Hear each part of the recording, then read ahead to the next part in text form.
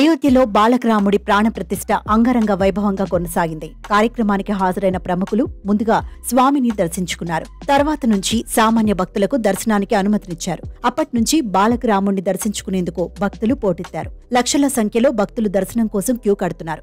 మంగళవారం ఒక్కరోజే దాదాపు 5 లక్షల మంది రాముణ్ణి దర్శించుకున్నారని అధికారులు చెబుతున్నారు. వీరిలో 3 లక్షల మంది పగటిపూట దర్శించుకోగా మిగిలిన వారు గంటల తరబడి క్యూ లైన్లలో నిల్చున్నారు. ఈ సంఖ్య రోజురోజుకి పెరిగిపోతుందనే అంచనాల నడుమ ఆలయ దర్శన వేళలు పెంచేందుకు అధికారులు నిర్ణయించారు.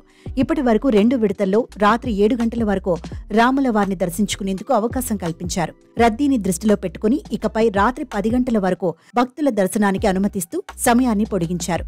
జనవరి 29 వరకు హారతి కోసం ఆన్లైన్ బుకింగ్లను నిలిపివేశారు. అయోధ్యకు ఏటా 5 కోట్ల మంది భక్తులు వస్తారని అధికారులు అంచనా వేస్తున్నారు. మరోవైపు దేశం నలుమూలల నుంచి అయోధ్యకు రామభక్తులు పోటెత్తుతున్న నేపథ్యంలో భక్తులతో అయోధ్య నగరం మొత్తం కిక్కిరిసిపోయింది. అయోధ్య రామ మందిరం, దాని పరిసరాల్లో భక్తుల రద్దీ అమాంతం పెరిగిపోయింది. భక్తులను నియంత్రించటం భద్రతా సిబ్బందికి కత్తిమీద సాములా తయారైంది.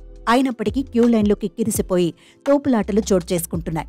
భద్రతా సిబ్బందిని తోసుకొని మరీ భక్తులు అయోధ్య రామ మందిరంలోకి వెళ్లేందుకు ప్రయత్నిస్తున్నారు. దీంతో అక్కడి యూపీ ప్రభుత్వం అప్రమత్తమైంది. అనుకోని సంఘటనలు జరగకముందే పరిస్థితిని అదుపులోకి తీసుకురావడానికి ప్రయత్నిస్తోంది.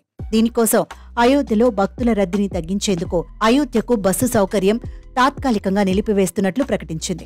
లక్నో నుంచి అయోధ్యకు బస్సు సర్వీసులను తాత్కాలికంగా నిలిపివేస్తున్నట్టు ప్రకటన చేసింది. ప్రైవేట్ వాహనాలను కూడా అయోధ్య నగరంలోకి అనుమతించడం లేదని స్పష్టం చేసింది. అయోధ్యలో భక్తుల రద్దీ తగ్గిన తర్వాతే బస్సు సర్వీసులను పునరుద్ధరిస్తామని తెలిపింది. దీంతో అయోధ్యకు వెళ్లాలనుకునే రామ భక్తులకు పెద్ద షాక్ తగిలినట్లయింది. ప్రస్తుతం 8,000 మంది యూపీ పోలీసులు, సశస్త్ర సీమాబల్, ర్యాపిడ్ యాక్షన్ ఫోర్స్ బృందాలతో అయోధ్య ఆలయం వద్ద భద్రతను కల్పిస్తోంది.